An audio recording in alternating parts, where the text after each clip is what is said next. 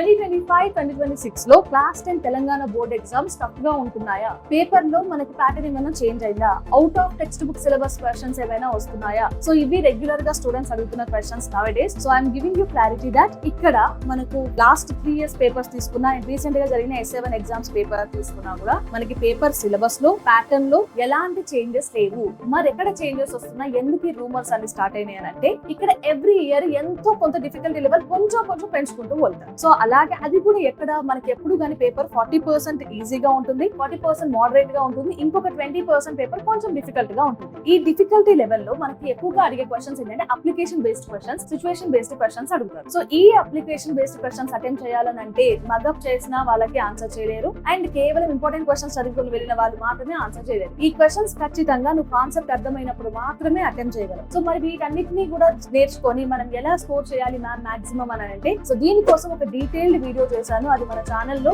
Videos లో ఉంది. Go and check it once.